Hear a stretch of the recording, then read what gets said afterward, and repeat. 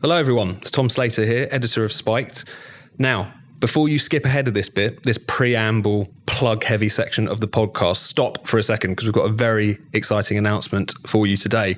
And that is that we're delighted to announce the upcoming publication of Brendan O'Neill's brilliant new book. It's called A Heretic's Manifesto. It's out on the 5th of June, and I really think you're going to like it. It's a blast against the conformity of our age, covering everything from gender to COVID to climate change and much else besides. You can pre-order it right now on Amazon UK and Amazon US, or if you'd like a signed copy, we've got a very special offer on at the moment. So for a limited time only, anyone who donates £50 or more to Spiked will get a signed copy of the book in the post. Once again, that's while stocks last, so get yours before they're gone. To do so, just go to spiked-online.com/donate. Plus, if you're a Spiked supporter, don't miss our online book launch, which is taking place on publication date on the 5th of June. Andrew Doyle will be interviewing Brendan about the book and also taking your questions. So if you're a Spiked supporter, that's not to be missed. You can sign up right now on the online hub for free. So whether you're pre-ordering the book or donating to get your signed copy, don't delay. Go and get your copy of A Heretic's Manifesto today. Thanks so much. We hope you enjoy the book. And now, on with the show.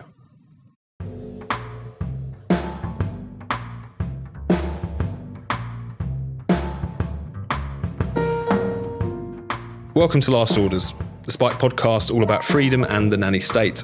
In this episode, we discuss the fight for free speech on campus, Keir Starmer's miserable smoking ban, and whether artificial sweeteners are making us fat.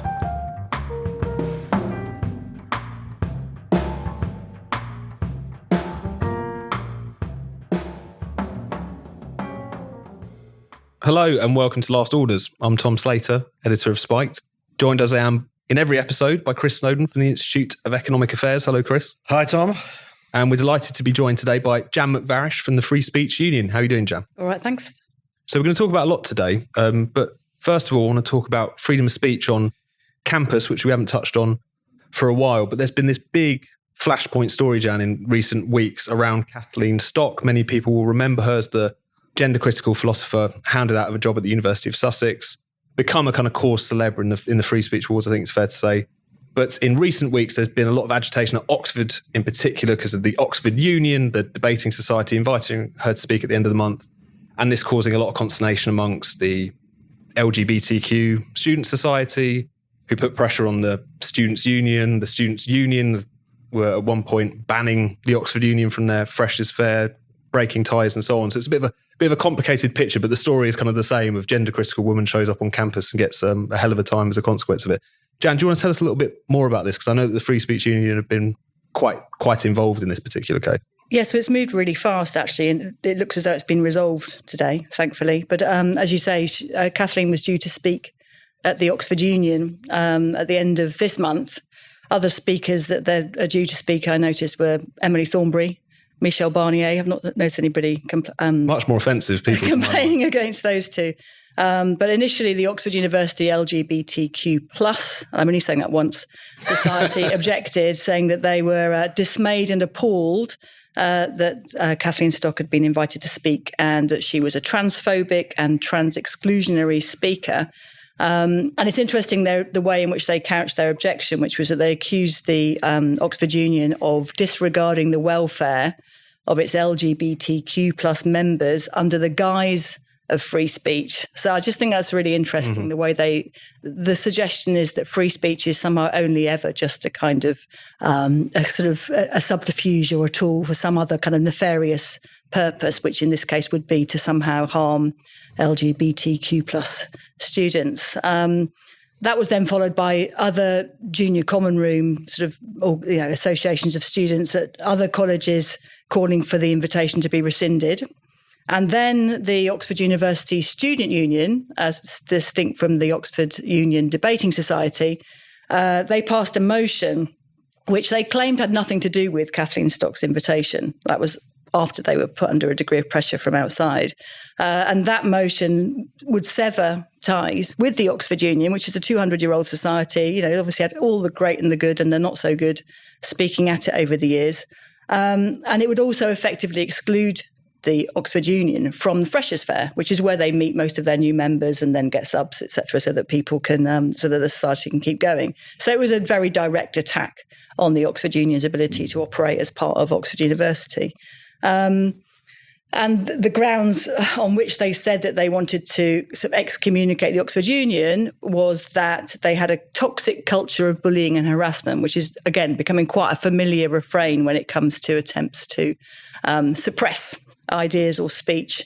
And so the Free Speech Union wrote to the university and pointed out that if this were to proceed and that the Oxford Union were to be excommunicated from the student union's parameters, then that would be in breach of the university's own freedom of speech policy and its code of practice when it comes to meetings and events. And in that regard, we were citing the 1986 and 1994 Education Acts. So long-standing law. I've just pointed out that under the new Freedom of Speech Act, which was passed last week, the student union itself would be liable for upholding freedom of speech. And this is one of the great kind of innovations of this new piece of legislation, which is that the universities and the student unions could be held liable by individuals whose speech has been suppressed. So what then happened was, so we sent our letter. There's also then been a letter from 40 Oxford academics, which is a really positive move because that, when Kathleen Stock was effectively hounded out of Sussex, there was zero support from fellow academics there or anywhere else, really. So that's a good thing, and that's because Oxford academics have been starting to mobilise and they're pre-prepared to kind of respond to these kinds of events. And then I noticed today that Richard Dawkins was sharing a letter that students could sign. But in the meantime, one of the pro-vice-chancellors of Oxford has written to the Telegraph to confirm that free speech will be upheld at Oxford and that they do not allow the no platforming of any lawful speech. And said that he'd reminded the Students' Union of the university's free speech policies. So that's all pretty good. And I think it sounds as though the Student Union has now backed away from its own motion. What kind of hateful and bigoted things does Kathleen Stock say? Well, I mean, if you read her book, it's an incredibly careful and considered argument and exploration of the origins of this idea that somehow people can change sex. And she explores the ramifications of the Gender Recognition Act. And, the most prominent thing for me that was really useful was this.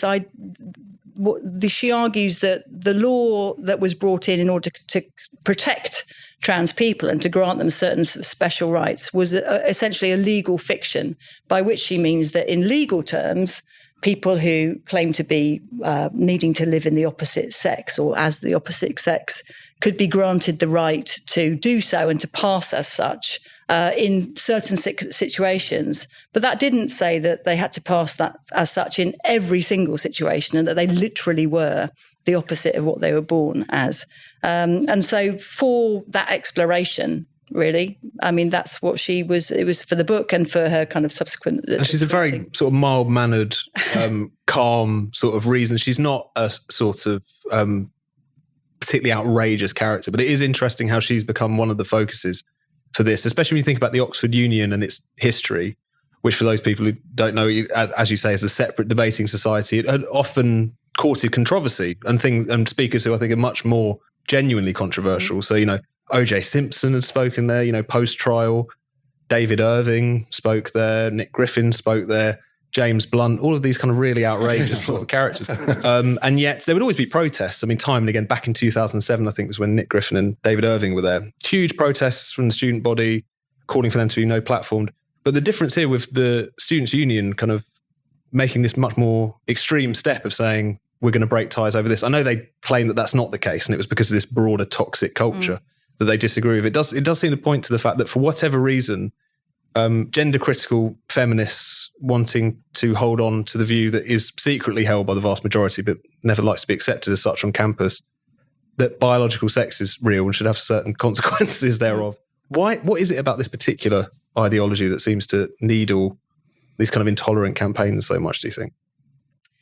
I don't know. I'm brewing a theory that there's something to do with mothers going on here. That there's some kind of, a sort of final pulling down of maternal authority. It's almost like I've been thinking about it for a while, but, it's almost like paternal authority has already been done away with in effect from the 60s onwards, and that maybe this is the point at which maternal authority is undermined. And I do think the way in which it's caught the imagination of the young, or some of the young, just as they're leaving home and leaving mummy, or a kind of rebelling within the family by saying to their mothers, "I'm not who you think you brought into the world." There's some, I don't know. I'm not a psychotherapist, but I think there's something weird going on there.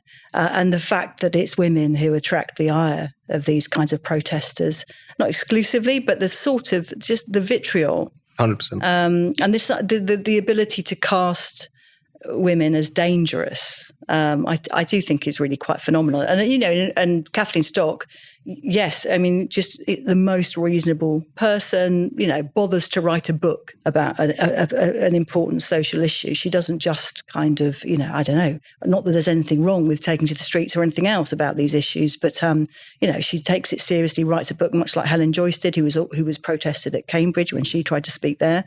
So there's something very peculiar. I don't think there have been any male academics who have attracted the same kind of response. And internationally, this is a phenomenon of turning against women. There's Holly Lawford Smith in Australia. I find it very difficult to explain. And I do. I mean, it is a very peculiar thing. So I've been down to Hyde Park a few times to Speaker's Corner to see Posey Parker speak and her gatherings.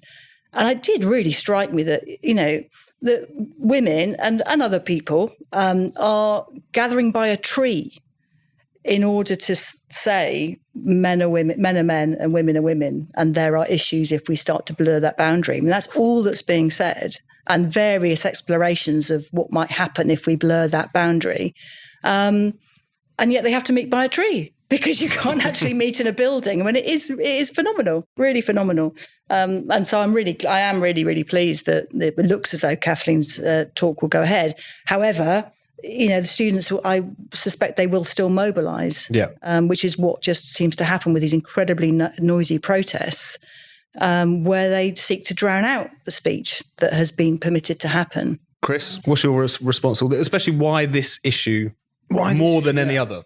Because I think that's definitely the case now. Well, I think what you say there may well be right. There might be something deep and psychological going on amongst some of these people. I just tend to think of it as being like these progressive types have won every single other battle, and this is just the next one. And so they've got to press on. There's this idea being put around that there isn't a sort of left-wing or progressive or liberal culture, liberal in quote marks, culture. And Matthew Goodwin's got in a lot of scrapes for people recently saying that the elite of Britain might be a bit left wing, and people come out and say, it's absolutely ridiculous. We have the Tory government 13 years and so on.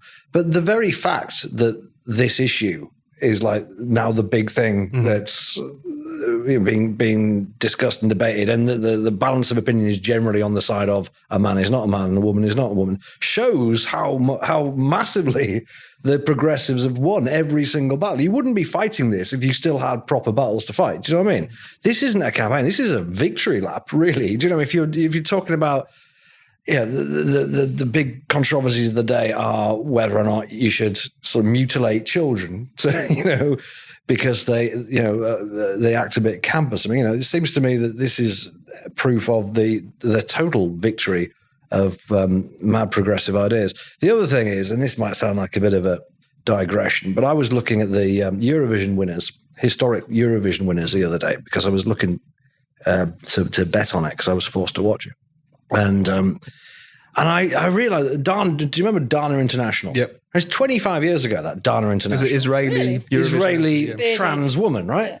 Yeah. No, not the bearded one. No, that was later. No, this was the way back when. Back when, right? Before Twitter, importantly, before Facebook, before any of this stuff. And, I was a fairly young man then, but I remember it happening. And no one cared, as far as I could tell. There probably were some people, probably were some angry old men somewhere or something going, this is an outrage, but probably not. I mean, I think most people like me just thought, well, it's Eurovision. It's always quite camp. This is the campest one, yeah. But it wasn't a big deal, I don't remember. The fact that a trans woman from Israel as well. Imagine what happened today on Twitter. A trans woman from Israel. Quite be able to compute it. It would be quite confusing for some people, wouldn't it? And then 2014, you get Conchita Wurst, right? This is the woman with the beard, as people started madly describing her, right? Because now you have got Twitter, right? Now the millennials have grown up. And I think 2014 was roughly when society started going mad, wasn't it? It was around that time. 1 year either way, maybe. But that was basically the point. Started to accelerate, definitely. Yeah, and the fact that people started referring to this drag act, right? It wasn't a trans woman or a trans man. It was quite explicitly a drag act with a comedy name, right? Meaning sausage. And people go, this is amazing. What a breakthrough this is, because a woman with a beard has won Eurovision. It's like, it's not a woman with a beard. It's a man in a dress. The short memories of this whole thing always fascinate me. It's like when I think it was Sam Smith congratulated himself on being the first gay man to win a Brit. He was a gay man then, rather than a gay plural now, or whatever he is. But there is a lot of presentism. We should move on. But Jan, I just want to ask you one question, because you mentioned there about the fact that Kathleen Stock is definitely going to speak, and the fact that the Students' Union in particular backed down is because of the fact that you had the university authorities kind of put some pressure on them. Also, as you say, the kind of higher education freedom of speech bill has essentially formalised those free speech duties on students' unions. I was just wondering what you would say to the point that this is a bit of a problem from the perspective of students' unions being autonomous, being able to make their own decisions. You know, should we really be kind of leaning on students' unions to make particular decisions in certain cases, or is that kind of compromising their independence in that sense? Because that's an argument that you hear often in this. Yeah, I mean, their autonomy, to be honest, is fairly hollow, isn't it? I mean, they're entirely dependent on the support of the university. They're not sort of campaigning against universities. They're sort of utterly dependent on their place on campus.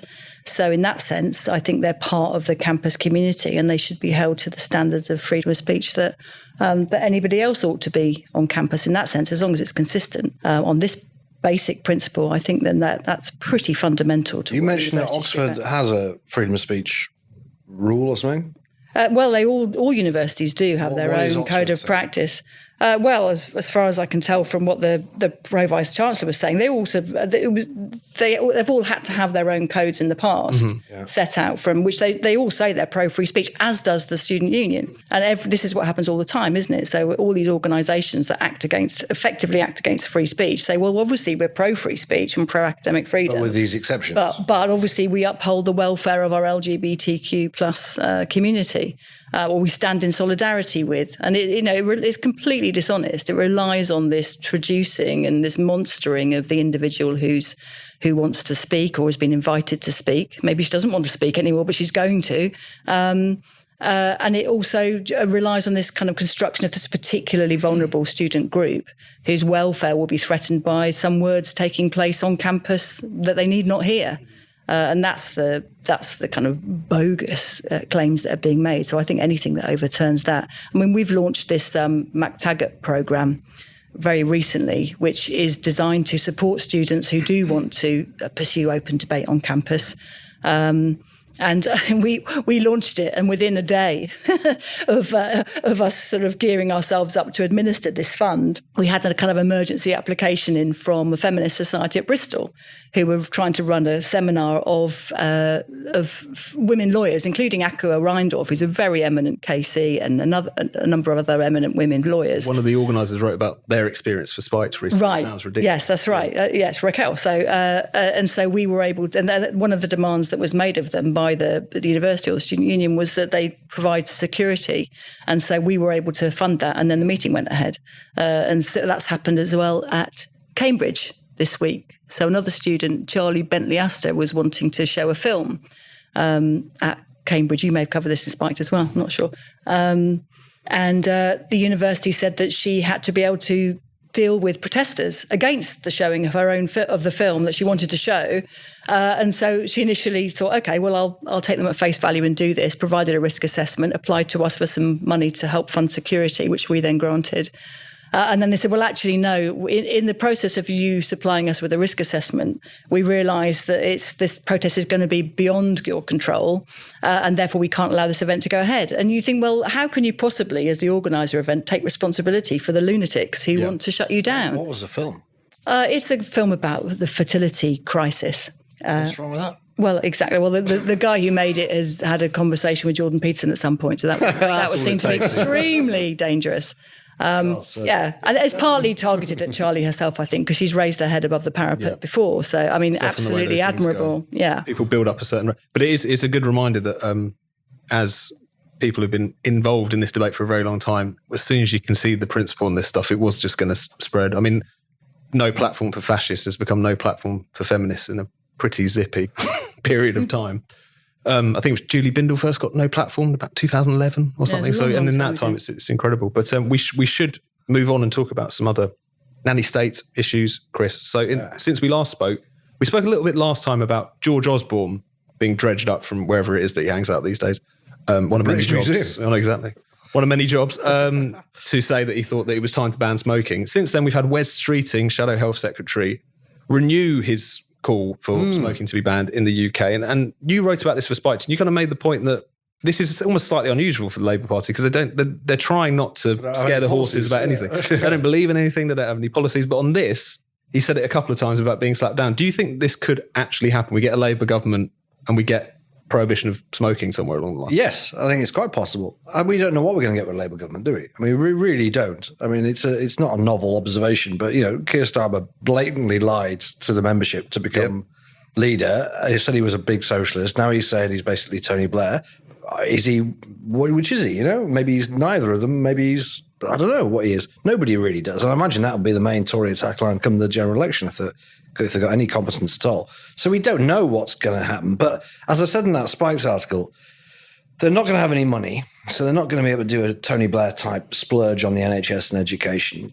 They're really only left with sort of identity politics type stuff, which I suspect Keir Starmer will be steering clear of. And I don't think he's going to be, bending the knee or anything between now and the election or after the election if he wins. So it really leaves things like these nanny state policies. If you want to make your mark and show that you've done something, this is why nanny state policies are so popular with politicians, because it's a legacy. They don't have a vision. They don't have a lot of, they don't really know where they're going with things.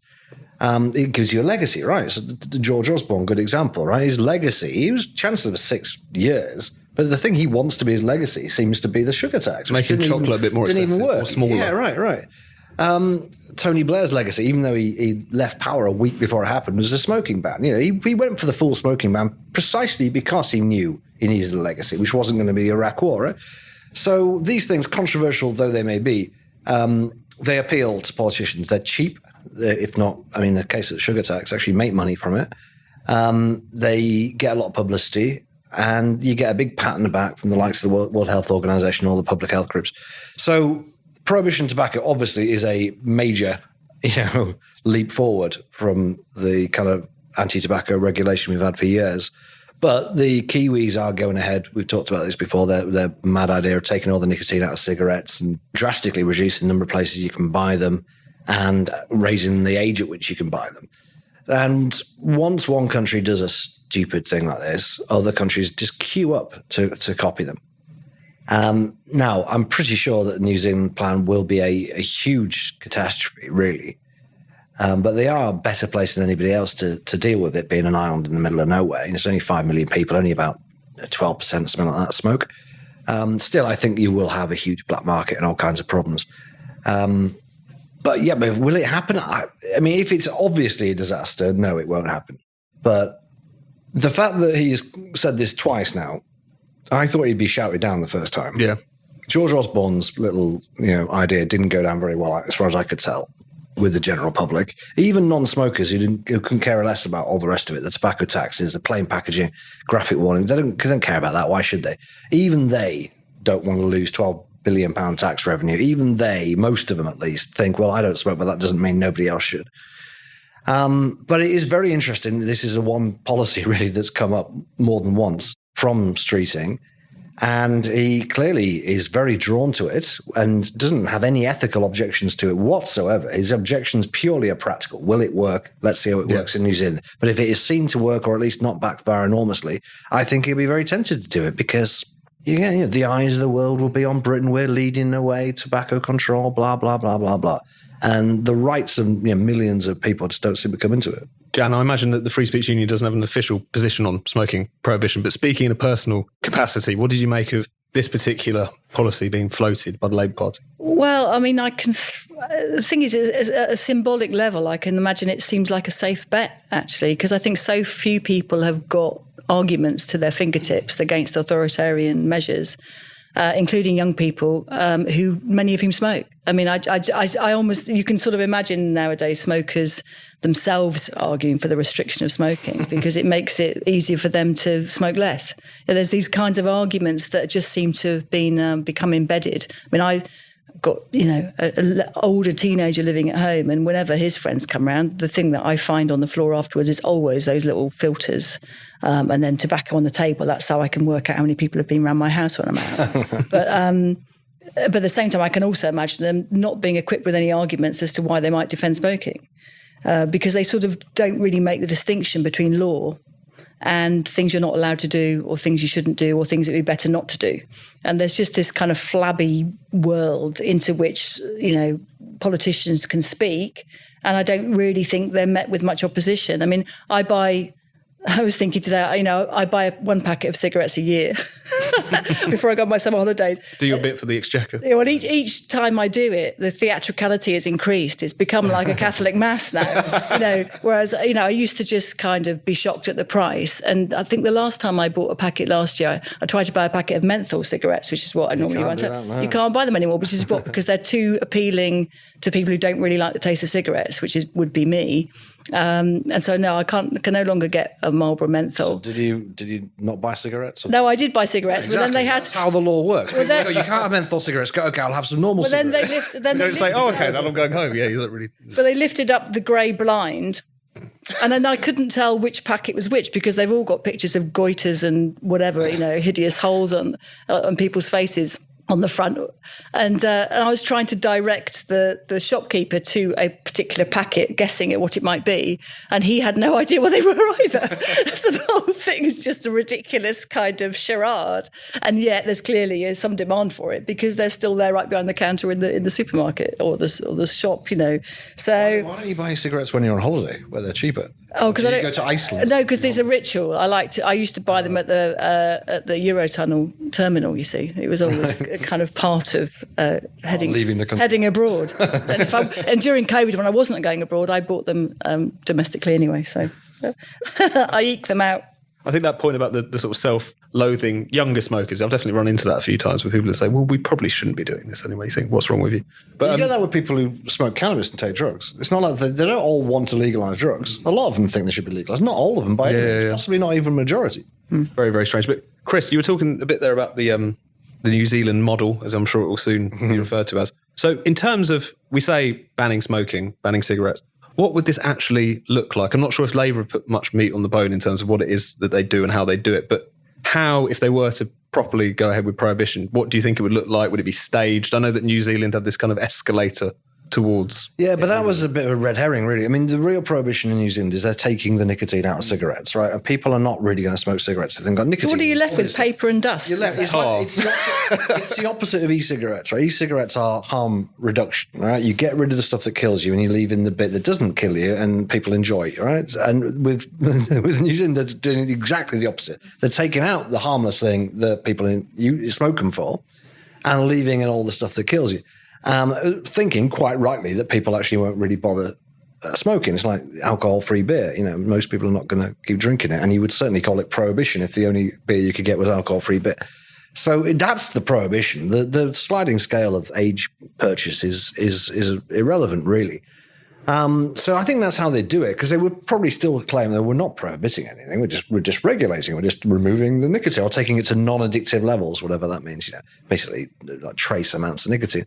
So maybe some people will carry on smoking and vaping at the same time or something, or put a nicotine pouch in. But they're already talking about banning vaping when they finish with that. I'm already resigned at the age of 46 to having whatever nicotine products I use when I'm 60 or so illegal. I'm just kind of resigned to the fact that everything's just going to go to the black market.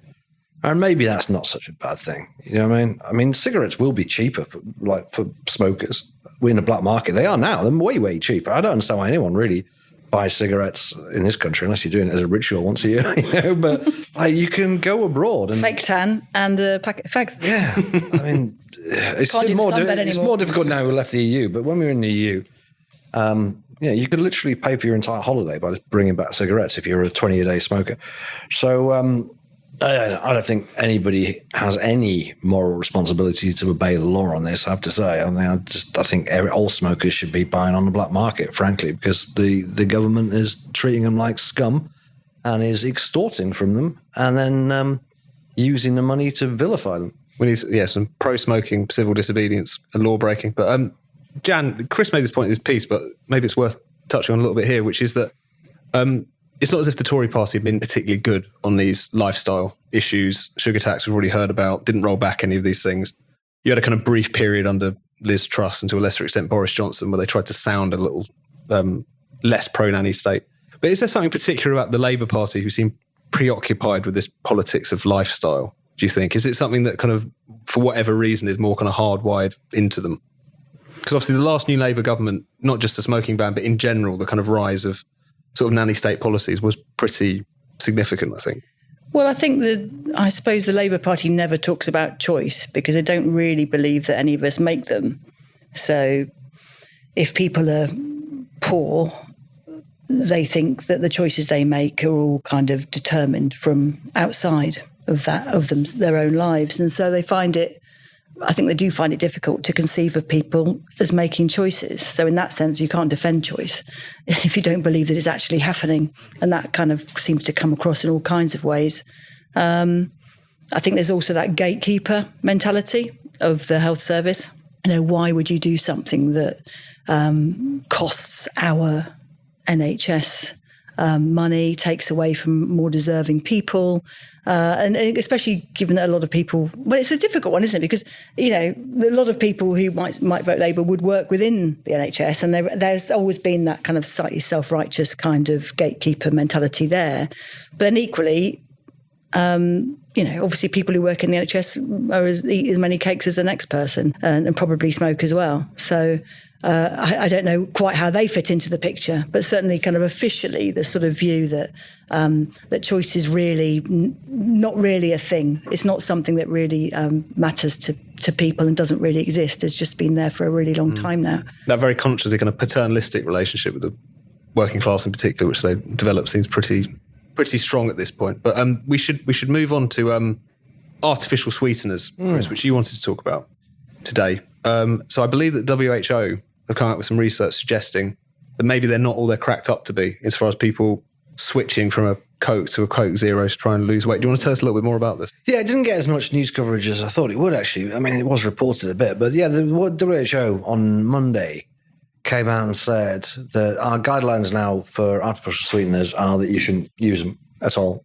for if you're hoping to kind of maintain a healthy weight or lose weight. They don't work, and they may indeed be dangerous and may be linked to preterm births and various forms of cancer and all this kind of stuff, which is a bit of a U-turn, another U-turn from the WHO, because the WHO, along with the likes of Public Health England, have been spending the last few years telling the food industry to reformulate their sugary products and put artificial sweeteners in them.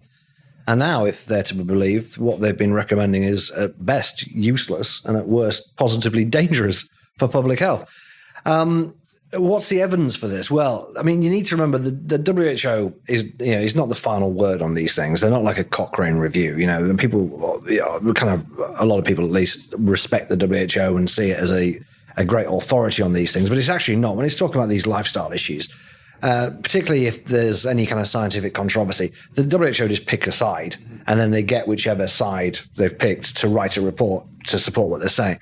And I think in this instance, their sort of systematic review and report has been written by people who really are just Puritans, just don't think anyone should consume anything that's sweet. And they nice or tasty. The WHO just say people need to stop having a taste for sweet things, in so many words. just drink water. Quite simple when you think. Yeah, and if you do feel a taste for sweet things, have an apple. I mean, this is more or less what they're saying.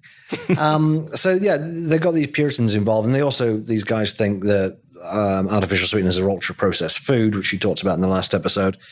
So they're against them, and because they're against them, they're basically saying they're totally useless. Now, are they totally useless? Well, the evidence, it has to be said, is pretty sketchy on these things.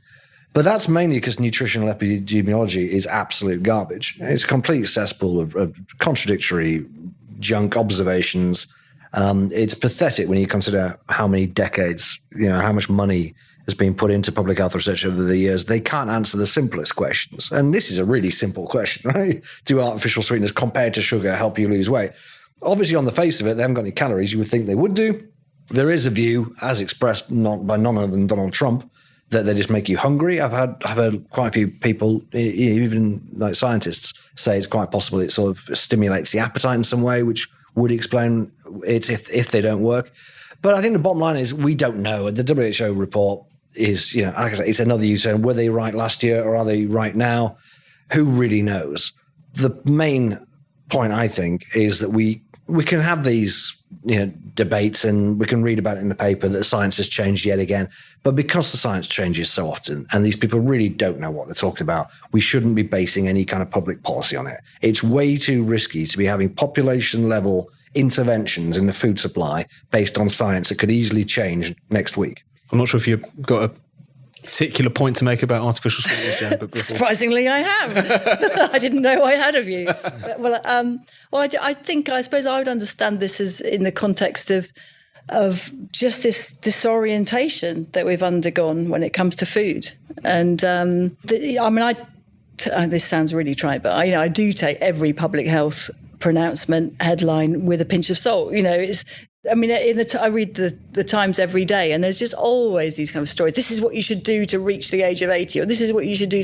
And, you read, and luckily, if you read the comments underneath, people are incredibly skeptical about all this stuff now, because we've lived long enough to see the instability in the claims that are made. But I do think the disorientation is a really unfortunate effect. And, I suspect things like, you have a sweetened, like a Diet Coke or something, or diet drink, and you think, I've had a diet drink, so therefore I can compensate by eating more of food. In the same way, if I go for a run, if I believed what the fitness tracker tells me in terms of calories, I would eat a massive breakfast after a run. But I know that actually that's, it's bullshit. The kind of, so. Is it? What's bullshit? Well, the level of, the number of calories they say that you use in a run. I do suspect. Exaggeration? Yeah. That's what we all do.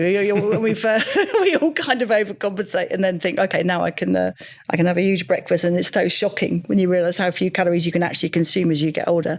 But this kind of disorienting effect, though. I had this interesting little scenario the day I was on the train, and there was these grandparents with a lovely little 3-year-old granddaughter with them, and the grandmother's just continually kind of exhorting her to drink water, which is obviously this idea that somehow we become desiccated if we don't drink water. It's a very new one, that as well. It is really, well, I don't know, it goes back 20 odd years or something. Constantly drinking water. There's a great Jerry Seinfeld sketch about that, about us kind of just turning to dust if we don't drink. But then the other thing was they tried to then give her a snack. And what they produced as a snack was this strange kind of object that looked nothing like food. It was a kind of fruit. I think they're fruit winders or something like that. They're like a kind of compressed fruit in a roll. It's like a sticky sweet thing. But I presume it had been supplied by the child's mother as a healthy alternative to a biscuit.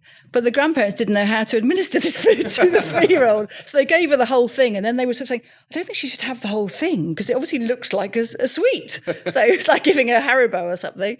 And I thought, oh God, if they'd just had a biscuit, it would have been so much more simple because they would know what a biscuit was and how many, generally speaking, it's sensible for a 3-year-old to have. But they're just, obviously, the mother is thinking along completely different lines based on health advice. And then I've read that these things are really bad for your teeth because they're incredibly sticky. Right. They stick in children's teeth. Processed as well. Another bête noire of yours. Well, even raisins. Dentists were saying a few years ago that kids have been encouraged to eat raisins, and their teeth were suffering as a result because they get stuck in all the nooks and crannies of their teeth. So they may not be eating Haribo, but they are eating something else, which is just basically sugar.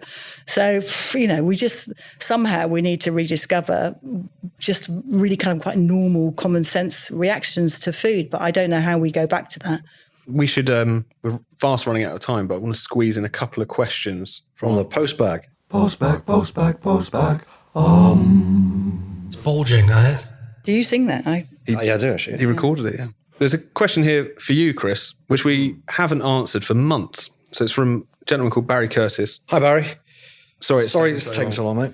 In defending consumer freedom, are you saying, Chris, that multi-buy offers and ruthless advertising are themselves non-coercive? If so, why do they even exist? It's a bit of a non sequitur, isn't it? I mean, they're not coercive because they don't coerce you. I notice the advertising people don't like is always aggressive or ruthless or whatever, you know. And it's not really. It's just advertising, and most people ignore it, and it doesn't really work in the way that a lot of people think it does. So no, it's not coercive, any of these offers. I mean, an offer almost by definition cannot be coercive. The clue's in the name, I would say. Yeah, well, that's the other trope you get about advertising. If it didn't work, why would they do it? Why would they spend so many billions of pounds on it?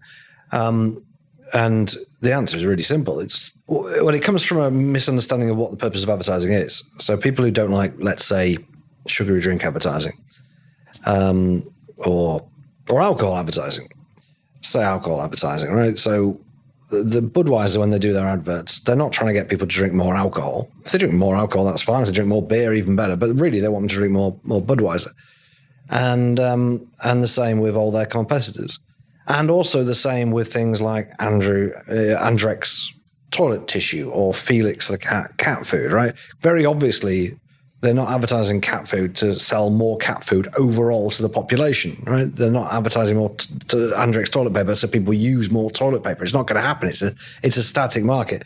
They just want you to buy Andrex rather than something else, right? And Felix rather than Whiskers. And it's exactly the same with Budweiser versus Birra Moretti. So the idea in public health is that advertising increases the sale of the entire category, and therefore alcohol advertising increases people overall consumption of alcohol. It's empirically untrue, because if you look at the amount of money spent on alcohol over time, it doesn't bear any relation to the amount of alcohol that's consumed. But it does bear relation to the amount of Budweiser consumed if Budweiser suddenly start doing a massive campaign. So no, Barry, I don't think these things are at all coercive. What I think is coercive is banning them. I think that's very coercive. And the reason that companies do them isn't to coerce people or even to lift sales of the products overall. It's just to increase their market share at the expense of somebody else's. I could only hope that was worth the wait, Barry. But Jan, we've got a question which isn't directly aimed at you, but I think is essentially. So this is from your former colleagues at the Centre for Parenting Culture Studies at the University of Kent, who have flagged up this story about baby formula prices and whether or not they could spark a public health crisis. Is a story in Sky, essentially. Will there be a situation where people actually have to steal baby formula? And is this a big public health issue we should be worried about? Have you seen this? Yeah, I did see it. I mean, the price of baby formula is extraordinary. It's like £15 a tin, and you could be getting through 1 to 2 tins a week. And the kind of emotive aspect of this story is obviously very powerful. I mean, because you can take or leave any other food stuff, you know, including for young children, because you can always give them something else. But baby milk is the only thing that baby's having, or it's the only drink they're having if they're a bit older. But I think what the story's shown, beyond the price issue, which I think, you know, I don't think I would necessarily stick to my libertarian guns when it comes to the price of baby milk. I wouldn't. I mean, it already is a very heavily regulated product in order to make sure that it's safe. I don't necessarily have a problem with maybe making sure that it's affordable as well. However, what it's also revealed, though, is that there's all these other kinds of restrictions on it, which have turned infant formula from being a foodstuff into this very peculiar sort of item, which is on the one hand seen as a medicine. So in a hospital ward that's baby friendly in its kind of official assignation, it has to be kept in a locked cabinet like a medicine would be. And it's also simultaneously talked about as if it's toxic or certainly suboptimal. So, you know, this is a lot of the work that we did at Kent over the years has been around infant feeding and the kind of incredible, both the medicalisation of it and the moralisation of it through a public health agenda of breast is best, which, you know, has just proved to be incredibly unhelpful for women having to make really practical decisions about how to feed babies. So, you know, I think the fact that at least this conversation about cost shows infant formula to be something that it actually is, which is an essential foodstuff for babies. And it's also indicated just the extent to which babies in Britain are formula fed. Vast majority of them within the first few months are fed either exclusively by formula or as a mixed feeding with breastfeeding. So this kind of fantasy that women would somehow become in Britain would become these kind of fanatical breastfeeders has just not materialised, as it never was going to, because it's just really quite impractical to breastfeed a baby for a long period of time. It doesn't go with the life of women who are raising other children or working or just struggling to do the physical act of feeding a baby. So, I think in some ways at least there's this kind of campaign around this issue focuses attention on formula as a very, very important foodstuff that we need to make sure there's supply. We need to make sure it's affordable. I mean, there was even stories a year or so ago about food banks refusing to supply formula. It's already the case that people can't use bog-off deals on formula. You can't pick up loyalty points on formula. Can't advertise it. No, you can't advertise it. You can't show a baby drinking it. So this is why you have this. It's insanely overregulated, and there's absolutely nothing wrong with it. I hate these breast Nazis, and I hope the midwifery department of Worthing Hospital are listening to this, because they make people's lives a misery for no reason at all. It's just this stupid hippie-ish rubbish, combined with there is a genuine issue in Africa, where people haven't got clean drinking water and they mix the milk powder with that, right? That's the only issue with the drinking water. Yeah, it's the drinking water that's a problem. It's not the milk powder. And I don't know if babies are already dying because of this crusade, but it's not far off. It's completely unscientific, certainly in the Western world where we have clean drinking water. And the solution in the third world is to get clean drinking water in. It's just a stupid. It's not even a fad because it's been going on so long. But there's just nothing wrong with it. And it's hugely overregulated. It's expensive now because there's a shortage in America, right? I think that's over, actually. That was due to a contamination issue in 2022, and I think that was resolved. Everyone needs to get over it. Mm-hmm. Yeah. Jan, one final question. Asking it of our guests, given this is quite a libertarian podcast. If you had one ban, what would it be? And it's got to be something really kind of petty. I think Chris picked wheelie suitcases. Mark Littlewood picked British football commentary. So things of that nature. You can't ban hate or anything particularly worthy like that.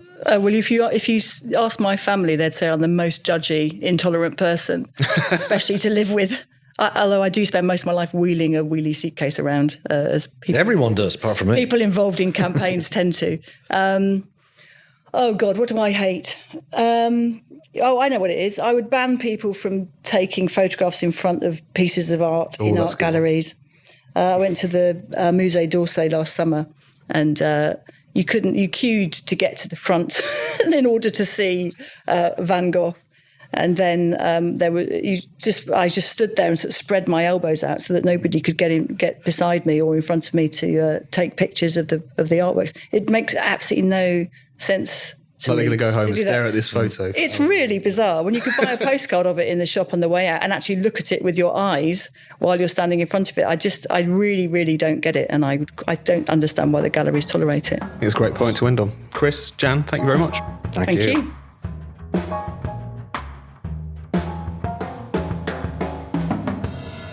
You've been listening to Last Orders. Be sure to subscribe to this podcast wherever you get your podcasts. Please do take a moment to leave us a rating and a review. And if you'd like to support the show, why not become a Spiked supporter? Just go to spiked-online.com/supporters to sign up. That's spiked-online.com/supporters.